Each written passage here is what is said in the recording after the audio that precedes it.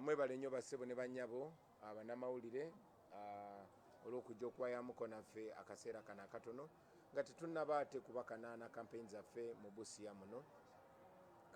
Campaign zaffe zibadde zigenda bulungi nnyo.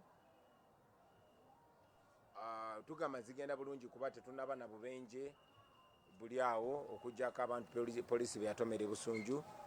Tetunnaba kuba na bulumbaganyi bonna kuva eri poliisi n'amagye.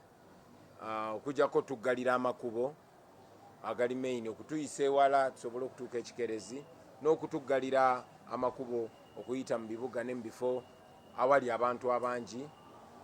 Ate we tuba tutambuza ebigere ne bajja nga bakubisa abantu baffe amasannyalaze. Naye era neebaza bacomrades bonna naddala aba foot soldiers olw'empisa n'obukakamu n'okuuma amateeka bye booleseza ebbanga lino lyonna litubadde mu campaign. N'empisa ezo ze booleseza kukuba ate ne bazisa ne mu bantu baffe be tusinkana tuli basanyufu nnyo. Twasuze wano era nga tugenda kweyongerayo ne campaign yaffe. Twasuubiza abantu tugenda kubeera abampisa abaddembe nga tugoberera amateeka naye ng'ate tulemera ku nsonga. Omulamwa gwaffe mweno campaign kubunya kifaananyi, kusiiga kifaananyi ekya Uganda empya gye twagala ogendamu, gye tumanyi gye tugenda okutuukamu, Uganda eyeyagaza buli omu. Era wano tuliwo n'abakulembeze bannaffe okuva mu busia, ngenda basaba beeyanjule. Of course tulina mukulembeze waffe mu parliament, Madam Deputy President ne Secretary General, nengenda kusaba abakulembeze baffe b'omu busia beeyanjule ng'atandikira wano. Ssente egesa nze omubaka wa parliament Same Bugwe North, olukungaana olukulu gye lugenda okubeera mu North, nze flaga bearer. Mwebale. My name is Akelo Fanis Mary and I'm the woman MP flag bearer for NUP in Busia district. As a district, we are very humbled to have our president visiting us, and we also want to appreciate so far the police for the harmonization that we've had. We are just hopeful that we shall align by it and have a successful campaign throughout the district. Thank you, Mama Busia. Amanya Kibaki Idi Muhammad, naze aina fraga ya NUP obwa meya Busia municipality, era president kusuubiza nti dali egenda kubeera ya mulembe awataligamba nti waliwo obuzibu bwonna, kubanga tugezezzaako okumobilizinga abantu era n'ekiri ebweru abantu bakwesunze.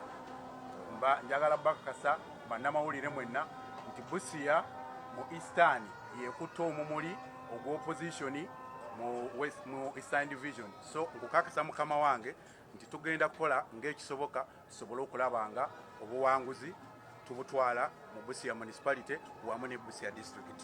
Webale nnyo ssebo, mpozi nga sinaaba kwaniriza bibuuzo ebitonotono kuba gye muli. Muzikirize neebaze y'amaanyi ey'ensuso abantu b'e Busia. Twazze wano very silently naye batulabyeko babiri basatu. Twagenze okwekanga nga wano wonna wajjudde. Abantu baasuzeewo nga beetolodde hoteli eno nga batukuuma. Tusiima nnyo omukwano ogwo. Era ne kati tukedde ku makya nga beetolodde ge maloboozi n'obuyogaano bwe muwulira eyo. Tubeebaza nnyo abantu b'e Busia, mwebale kutwagala, mwebale nakuuma mpisa nakuuma mirembe wadde muli bangi nnyo bwe mutyo. Buli kye mukola mukikola nga muli calm, nga muli disciplined naye nga mutulaga okwagala. Mwebale nnyo, mwebalire ddala. Twesunze okumala olunaku olulungi nammwe. So we'll take some questions.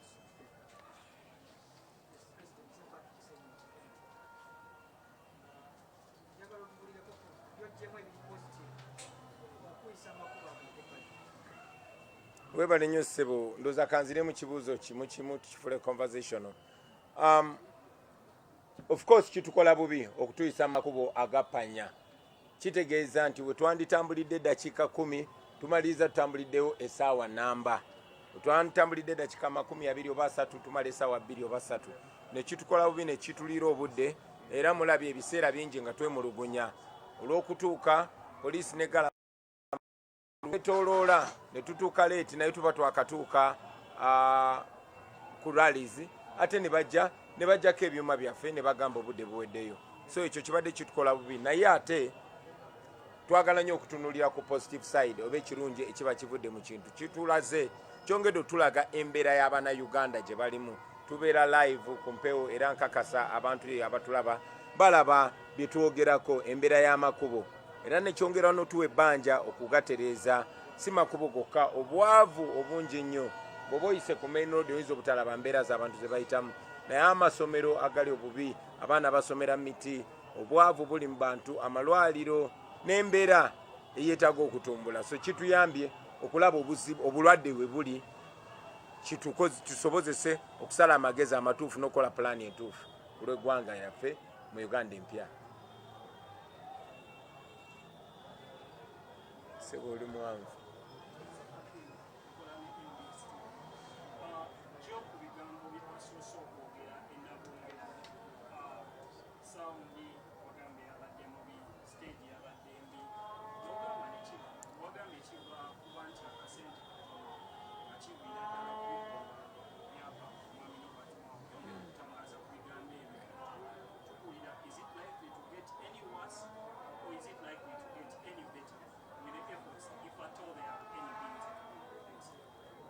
Yes, ekibuuzo ekyo nja kyanukula naye nja kuwa ne Secretary General waffe omukisa naye akittaanye.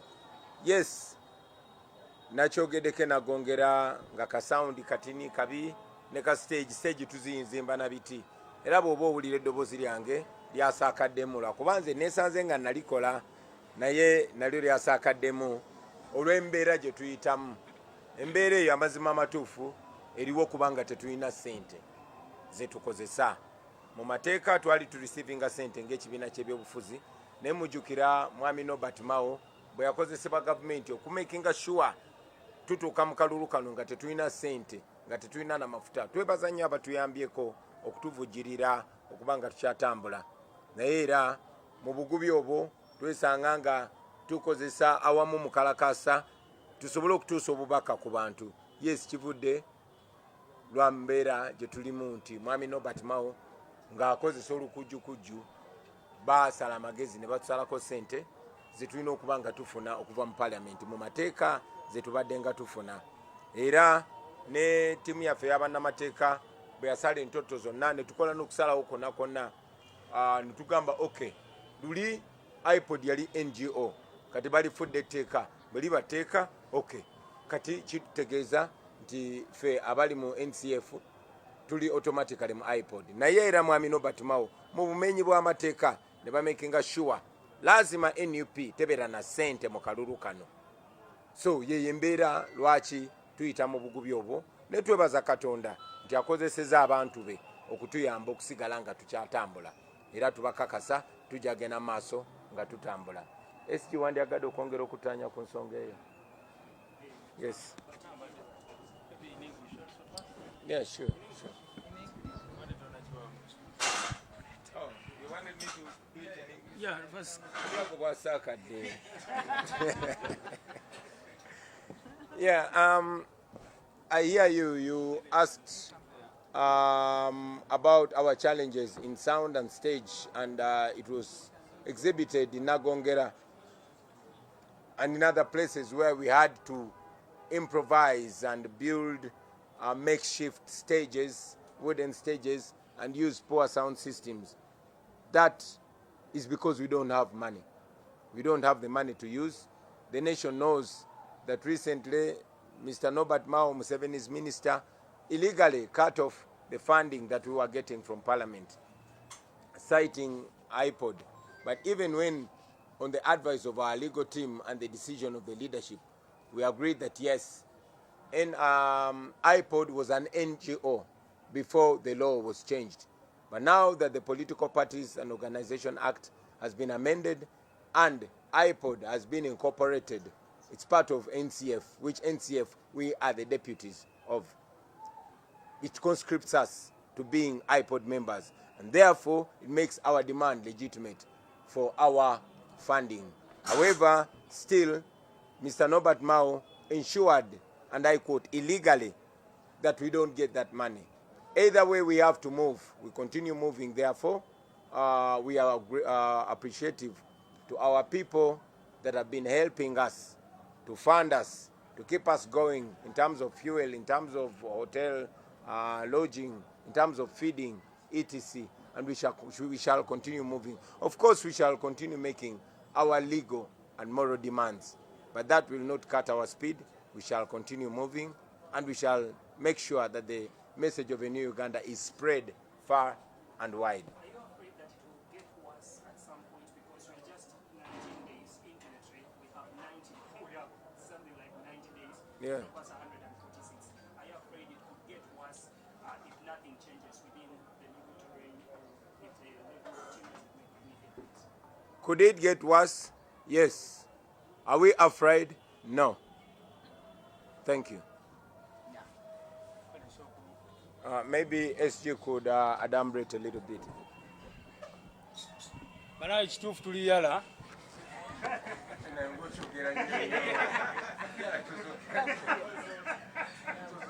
Bwe mugambe nti babuulire ebigenda mu maaso.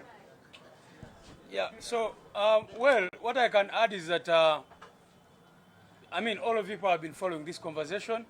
The law that was brought to Parliament was brought essentially to target the National Unity Platform, and it is very clear.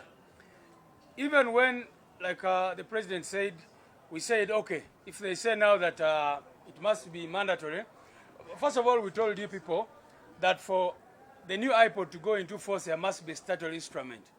No, but Mao has deliberately refused to make that statutory instrument, because he knows that once the statutory instrument is in force, there is no legal basis they can use to block NUP.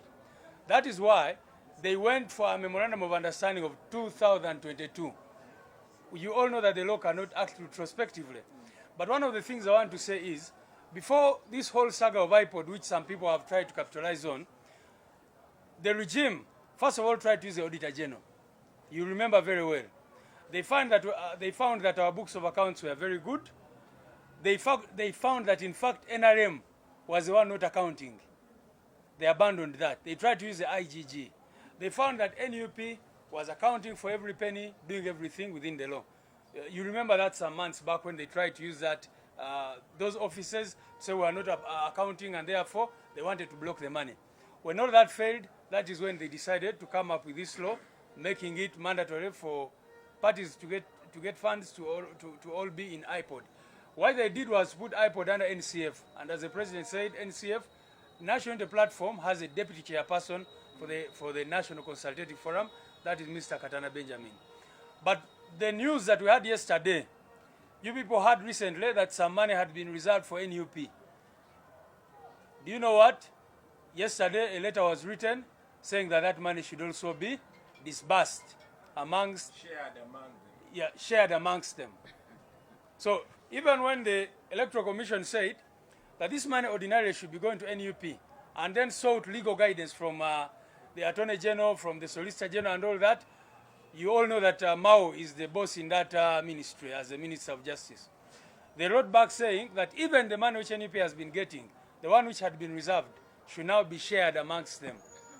Mao should take a portion under DP, NRM, and all that and all that.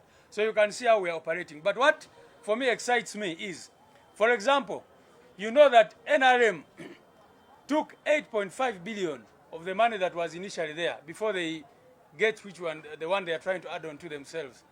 But NRM, with all the billions they have plus the taxpayers' money, cannot even do the rallies that we do. They cannot get the people who are outside here waiting for the president to come out. Meaning that even when they are trying to cripple us, we are able to move. You saw pictures yesterday, they were ferrying people, you know, taking them to Museveni's rallies. We recently sang for them a song, Abana Fevaleke Basome, Bachali Bato. They are taking these kids to rallies of Museveni from primary schools. You find that they are there because they want numbers. But for us, even when we are broke, when we don't have all this money, we are able to move. Maybe the final point on funding that I need to clarify, some people have been asking, yes, we are fundraising. What did this money do? That money, as you know, it is now close 6 months without NUP getting any funds. It means that the party operations, all the campaigns we've been doing, we've only been relying on the funds that we have fundraised from the people. Because the party could not stop operating once they blocked this money. You know, there's something in law called legitimate expectation. So when we have officers to run across the country, when we have allowances to pay for these people who operate these offices, when our mobilization teams, because all these are part of the campaign. So I wanted to clarify that, because I've been seeing some people say, you raised funds. What did that money do?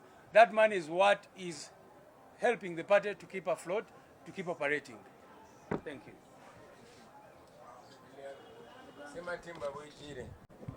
Obera n'ekibuuzo buli kaseera. Yes, sir.